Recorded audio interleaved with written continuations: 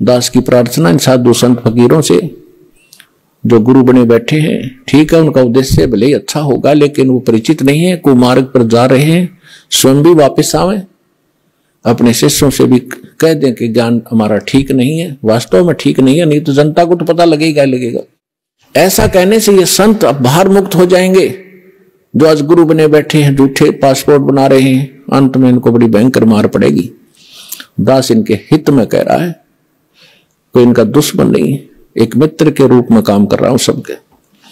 आज भले इनको कोई अपने स्वार्थ से गलत लगता हो, जैसे गोरखनाथ जी को परमात्मा मिले थे, गोरखनाथ जी ये आजकल के तो कोई संत नहीं है जिनको हम संत माना करते थे। गोरखनाथ जी में इतनी शक्ति थी, एक पहाड़ को सोना बना दिया था अपने वचन से, सोना, सोने का, स्वर्ण, गोल्ड का, और अपने गुरु मच्छिंद्र नाथ उसका 100 फूंक दिया था, उसकी अस्थि इकट्ठी करके और उसको अपने वचन से शरीर बना दिया था, और वो आत्मा मच्छिंद्र नाथ की फिर उसमें प्रवेश कर दी थी।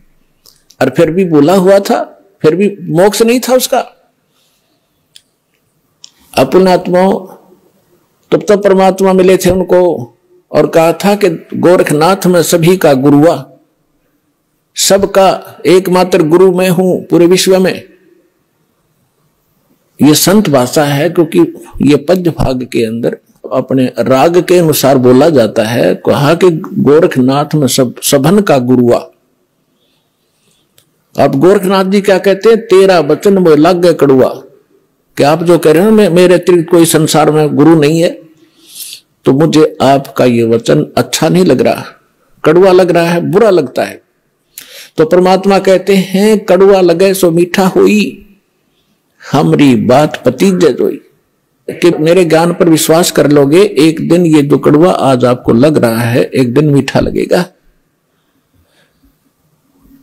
तो गरीबदास साहब जी कहते हैं कि गोरखनाथ सिद्धि में भूल्या, और टूने टामण हंड फूल्या। मुर्दे तक जीवित करना, पहाड़ को सोने में परिवर्तित कर देना, ये तो टूना टामण बताया यथार्थ भक्ति की तुलना में। और ये सिद्धियां दिखाकर, जैसे अगस्त ऋषि ने समुद्र पी लिया एक के घूंट में, 7 समुद्र खाली कर दिए। पुण्यात्मा आज की विज्ञान करके दिखाओ इन्हें। और जो आध्यात्मिक शक्ति है उसके तुलना में ये जो भौतिक विज्ञान तो पासिंग भी नहीं है। लेकिन उन्होंने वो विज्ञान का दुरुपयोग किया, अध्यात्म विज्ञान का। अब ये भी दुरुपयोग कर रहे हैं परमाणु वगैरह बना करके। तो उन्होंने भी ऐसे ही परमाणु बनाए थे, इन सिद्धियां प्राप्त करके लोगों को तमाशा ड्रामा दिखा के अपने साथ लगा लिया और अपने आप में ये प्रभु पा किए। तो गोरखनाथ के विषय में कहा कि गोरखनाथ सिद्धि में भूल्या, भगवान भूल गया, उसी से अपने आप को बहुत बड़ा महापुरुष मान लिया, और टूने टामन हंड फूल्या। परमात्मा ने कहा कि तुम हो जम की फर्दी माही। परमात्मा ने कहा कबीर साहब ने कि हे गोरखनाथ, आप काल की फर्द में हो। फर्द को खूब समझते हैं भगत जो किसान स्तर के हैं, उसकी जो जमीन की फर्द होती है उसके अंदर उसकी सारी रजिस्टर्ड जो उसके नाम जमीन होती है, उसका ब्यौरा होता है कि यह इसकी है, इस व्यक्ति की, वह उसकी फर्द में है, पक्की है वह। तो यहां परमात्मा कहते तुम हो जम की फर्दी माही, तुम काल की फर्द में हो, काल का रजिस्ट्री हो रही है तुम्हारी, और हम तुम्हें यहां से छुटवाएंगे, काल की फर्द से निकालेंगे और अपने सतलोक की फर्द में आपका नाम लिखवाएंगे। फिर कहते हैं परमात्मा ने उनको गोरखनाथ जी को भी शरण में लिया, उनकी काफी कोशिश की, अपनी सिद्धि शादी दिखाकर परमात्मा ने सब कैंसिल कर दी उसकी सिद्धि। तब उस प्यारी आत्मा ने परमात्मा को स्वीकार किया।